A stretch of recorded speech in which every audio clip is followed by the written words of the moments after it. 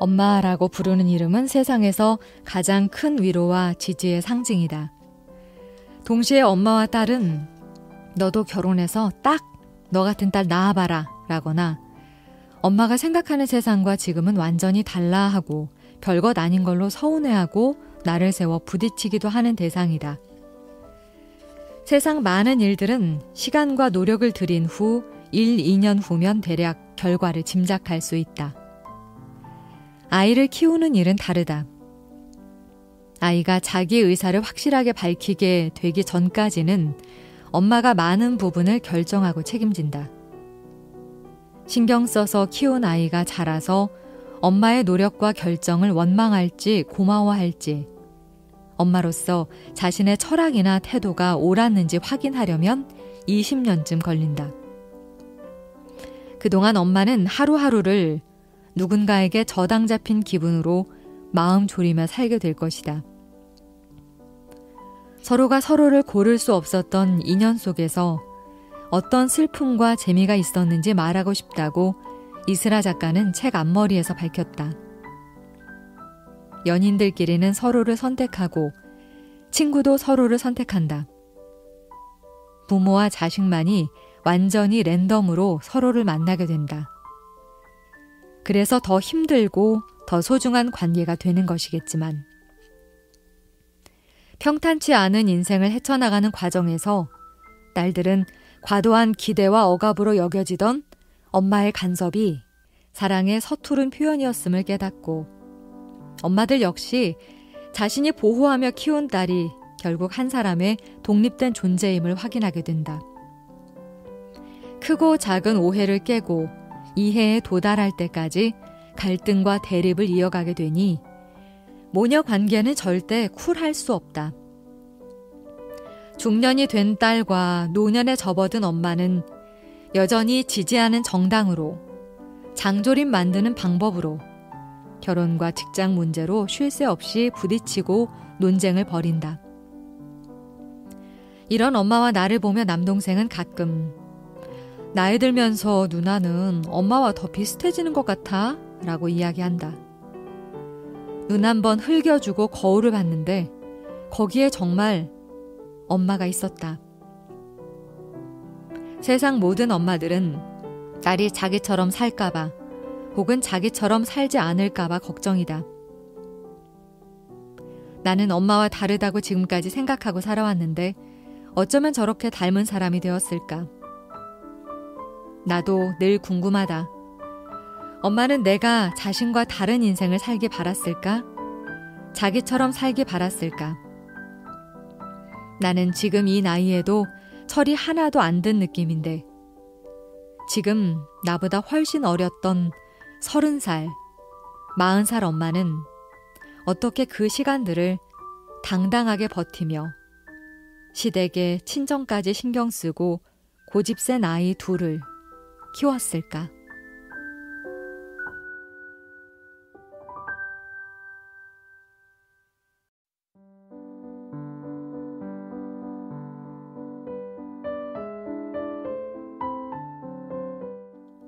어린아이와 나이 든 분들, 몸이 불편한 사람들이 어떤 대우를 받는지가 그 사회의 수준을 결정한다. 가장 약한 사람을 고려해서 모든 시스템과 시설을 만든다면 그 사회의 모든 사람들이 두루 편안해진다. 아이와 노인, 장애인과 외국인이 한데 어울려 사는 경험을 하지 않으면 아무것도 시작할 수 없다. 약자와 소수자를 포용하지 않고 배제하는 방식을 선택하는 사회는 건강하지 않다.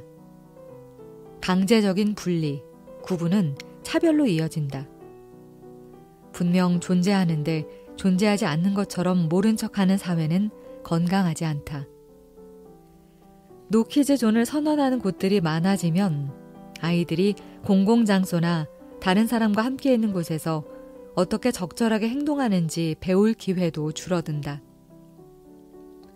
장애가 있는 학생을 특수학교로 따로 자꾸 분리한다면 그 학생들은 장애가 없는 사람과 어떻게 섞여 생활하는지 모를 것이고 장애가 없는 사람들 역시 장애가 있는 사람들과 어떻게 어울려야 하는지 익히지 못할 것이다. 장애가 있건 없건, 나이가 어리건 많건, 피부색이나 문화적 배경이 같건 다르건, 어떤 존재도 다른 존재보다 더 중요하지 않고 덜 중요하지도 않다. 모든 사람은 자신이 태어난 곳에서 다른 사람과 자연스럽게 어울리며 건강하고 행복하게 살아갈 권리가 있다. 무사히 할머니가 될 수 있을까?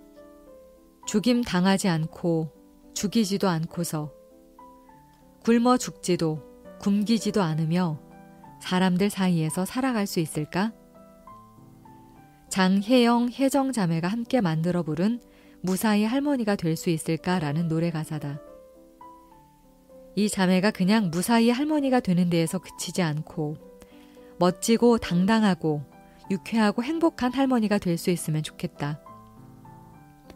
그것이 이 사회가 제대로 작동한다는 증거가 될 것이고 그 사회 안에서 우리 모두가 제대로 보호받고 서로를 보호한다는 증거가 될 것이다. 장혜영은 장애인들이 겪는 문제를 사회에 알리고 바꿔가는 용기를 낼 수 있던 것은 그럴 만한 힘이 이 사회에 있을 거라고 믿었기 때문이라고 했다. 그가 보여준 단단한 낙관주의에 이제는 우리가 대답을 할 때다. 나도 이 사회에 그럴 만한 힘이 있다는 사실을 확인하고 싶다.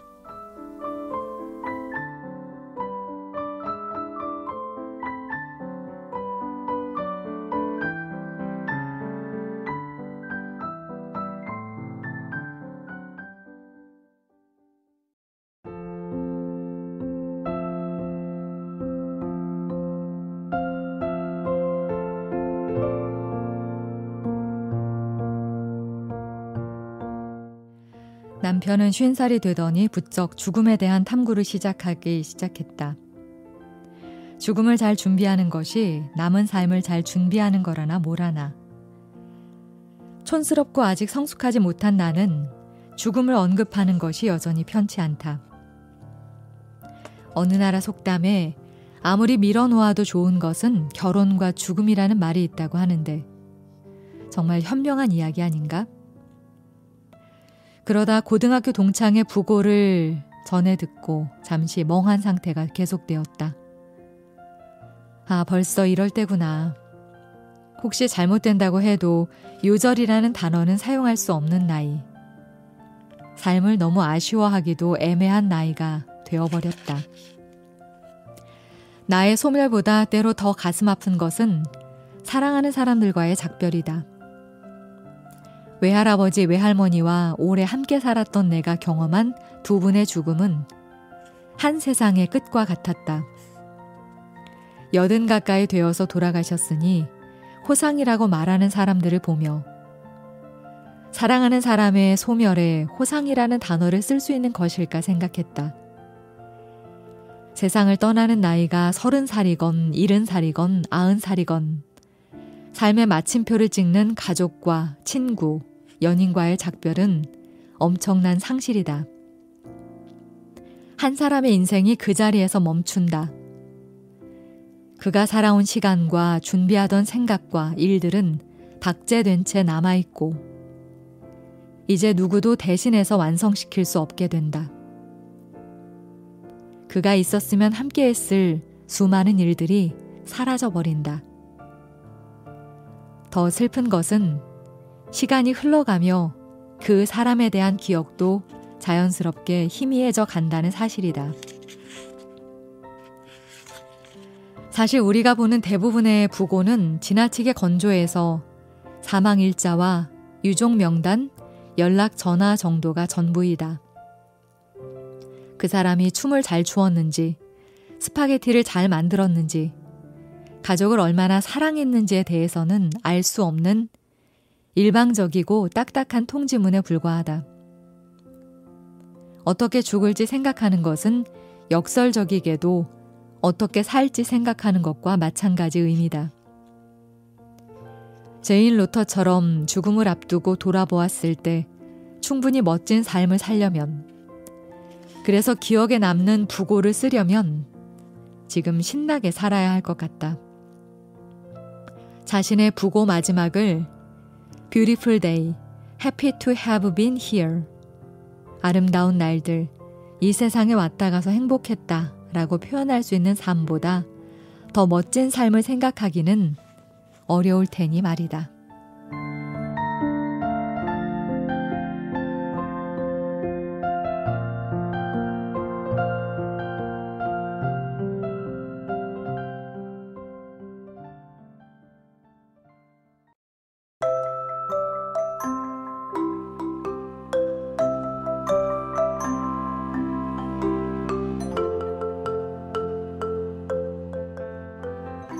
사람들과 이야기하기는 늘 어렵지만 어린이와 이야기하기는 특히나 어렵다. 내가 아이였던 것은 너무나도 오래전이라 기억조차 나지 않고 아이가 없는 데다가 친척 중에도 어린이가 없으니 도대체 이야기를 어떻게 끌어가야 할지 감이 안 잡힌다. 이제 막 초등학생이 되어 커다란 책가방을 메고 있는 친구의 아이를 우연히 만나서 한다는 말이 고작 와, 너 힘들겠다. 아이는 어깨를 한번 으쓱해 보이고 뭐 사는 게 다 그렇죠 하고 이야기한다. 아, 미안. 내가 이 나이에 깨달은 사실을 8살에 알아버린 너는 정말이지 시크하고 똑똑하구나. 40살, 50살만 고민이 있는 것이 아니다. 10살이라고 늘 즐거운 것만은 아니지. 아이의 머리와 마음 속에는 우리가 알지 못하는 크고 다른 세상이 들어있다. 어른의 눈 아래에 있는 미성숙한 인간이 아닌 다른 세상에 사는 또 다른 인격체로서 아이들은 그 자체로 놀랍고 특별하다.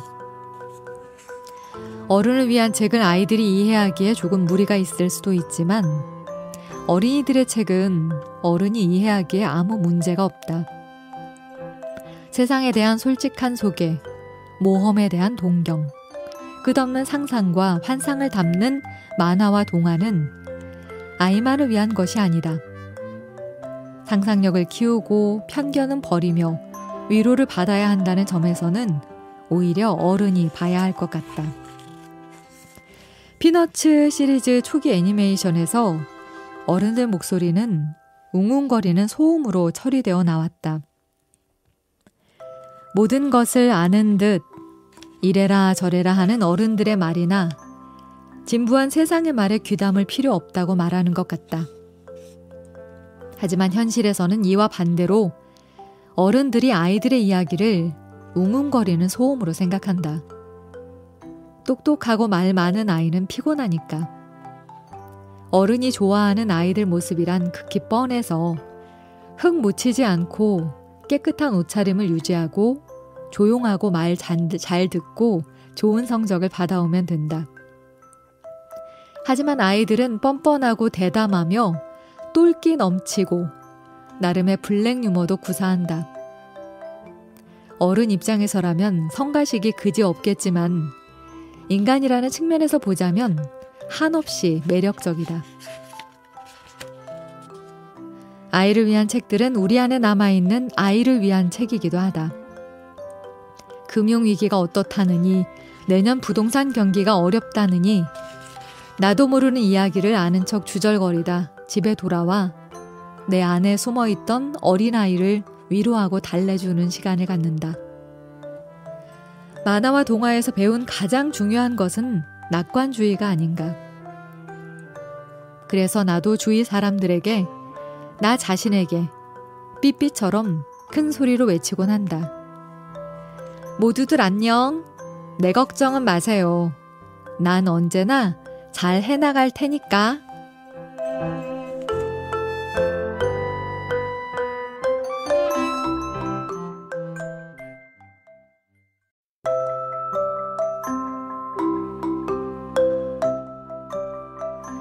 우리 세대를 가장 괴롭힌 것 중 하나가 바로 영어가 아닐까? 내신은 물론 수능에서의 엄청난 배점을 생각해 볼 때 영어를 못하면 대학 가기가 어려워진다. 취직 때가 되면 토플, 토익 점수를 잘 받기 위해 수험생처럼 공부를 하고 해외 연수를 떠나기도 한다. 입사한 후에도 승진을 위해 학교 때보다 더 열심히 학원을 다니기도 한다. 글로벌 경쟁력을 외치며 영어로 사람을 괴롭히더니 이제는 중국어까지 할 수 있어야 한다고 세상이 우리를 들볶는다. 태어나 자라면서 서너 가지 외국어를 자연스럽게 익히는 유럽 사람들이 얼마나 부러운지 모르겠다. 학교와 직장의 일방적인 강요로, 필요로 외국어를 공부해야 했던 시절과 작별하니 오히려 외국어의 의미가 궁금해졌다. 도대체 왜 우리는 외국어를 공부해야 할까? 여전히 외국어는 힘들다. 실제로 영어로 이야기하거나 글을 써야 하는 순간이면 머릿속이 하얗게 된다. 한국어로는 민주주의의 가치를 설명할 수 있고 오늘 나의 미묘한 기분 변화를 거의 나노 단위로 나눠 표현할 수 있는데 외국어로 말하는 순간 5세 정도의 지적 수준으로 돌아가 나 이거 좋아, 밥 먹고 싶어 같은 간단한 문장을 이어붙이게 된다. 말을 알아들을 수 없고 잘할 수 없다면 가지 말라는 곳에 들어가게 되고 내 진짜 생각을 전하지 못해 무식하고 무례한 사람이 되어버려서 좌절하기도 한다. 그래서 외국어 공부를 해야겠다는 다짐을 중학교 1학년 이래 매년 새해 계획에 포함시킨다. 달라진 게 있다면 공부의 목적이다. 예전에는 성적을 잘 받기 위해, 대학에 가기 위해, 취직을 하기 위해, 직장에서 인정을 받기 위해서였다면 요즘은 그냥 살아가며 내 모국어가 아닌 다른 나라의 언어를 익히는 것도 재미와 보람이 있겠다 싶어서다. 영어나 일본어처럼 많은 사람들이 사용하고 관련한 연구와 기회가 많은 언어도 좋겠지만 몽골어와 헝가리어, 덴마크어처럼 내 인생에 아무런 접점이 없는 완벽하게 낯선 언어라도 좋을 것 같다. 내 머릿속에 전혀 움직이지 않던 어떤 부분을 자극해 단어도 구조도 문법도 전혀 다른 언어를 구사하며 새로운 지적 근육을 만들어 볼 수 있지 않을까? 어디에 쓸지 모르는 일을 해보는 것. 먹고 사는데 큰 도움이 안 되는 일을 하는 것. 쓸모없어 보이는 것에 쓸모를 찾는 것이 진짜 어른의 유희이자 고급스러운 지적 활동이니까.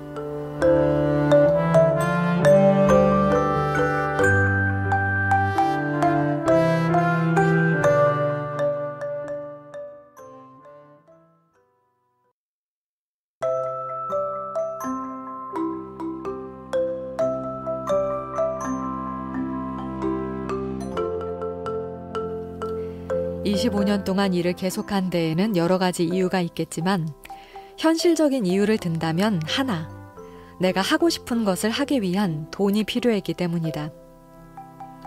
그중 가장 높은 비중을 차지한 것은 여행. 어디로 떠나건 교통과 숙박과 구경과 허기를 해결하는 데에는 돈이 많이 든다. 여행에서 돈을 잔뜩 쓰고 돌아와 그 카드 빚을 갚아야 하고 어느 정도 해결했다 싶으면 다시 여행을 가는 선순환인지 악순환인지 확인할 수 없는 쳇바퀴 속에서 가본 곳의 리스트는 길어졌고 근속 연수 또한 길어졌다. 출장이 많은 기자 일이다 보니 내 돈 쓰지 않고 여행 다닐 수 있어서 좋겠다고 하는데 일은 일이지 절대 여행이 될 수 없다. 이미 빡빡하게 정해져 있는 일정, 참석해야 하는 공식 행사들이 이어지고 짧은 시간 내에 일을 끝내야 하니 사무실에서 일할 때보다 더 힘들다. 세상은 공평해서 내 시간을 내고 내 돈을 써야 즐겁고 신나는 진짜 여행이다. 이런저런 예기치 못한 일이 생기고 마감이 그 어떤 일보다 우선하다 보니 친구들과 일정 맞추는 것도 쉽지 않아 결국 자주 혼자 여행을 하게 되었다. 여자 혼자 가는 여행은 신경 쓸 일이 많다. 강박적으로 몇 번이나 확인하며 안전에 신경 쓰고 조심하게 된다. 맛있는 음식을 여러 가지 먹고 싶어도 혼자이니 불가능하다. 그럼에도 자꾸만 여행을 떠나려는 내 마음은 어떤 상태였을까? 현실에 만족한 듯 보이지만 현실에서 달아나려는 사람. 여기저기 속해 있지만 어디에도 속하지 못하는 사람. 가족과 친구들 속에서 안심하면서 자주 혼자가 되기를 꿈꾸는 사람. 이 30대의 불안함은 현실에 대해 의문을 갖게 만들었다. 여기에 있어야 하나? 계속 이렇게 사는 것이 맞나? 답이 안 나오니 머무는 곳을 바꿔보는 수밖에. 떠나서 길바닥에 나앉아 보는 수밖에. 20대건 30대건 40대건 상관없이 막연하게 방랑과 방황이 필요한 시기가 있다. 방황과 방랑을 통해 불안을 느끼고 그 불안을 이겨내고 조금 더 넓은 세상을 만나보려고 노력하는 것이 인간의 본성이다. 내내 안전한 집에 따뜻한 침대 속에 있다 보니 나도 어느덧 오래된 이불을 닮아가는 것 같았다. 대충 안락하지만 밋밋하고 흐릿하다. 잘 빨아 탈탈 털어 차가운 바람과 뜨거운 햇빛 속에 말려 사각거리는 느낌을 되찾으려면 어디론가 떠나야 한다. 여행은 편견과 완고함과 좁은 마음의 특효이고 바로 이런 점 때문에 우리에게는 여행이 필요하다. 사람과 사물에 대한 넓고 온전하며 자비로운 시야는 평생 동안을 지상의 한 변방에서 근근히 사는 것으로는 얻어질 수 없다. 미국 작가 마크 트웨인이 이미 한참 전에 했던 경고이자 충고는 바뀐 세상에서도 여전히 유효하다.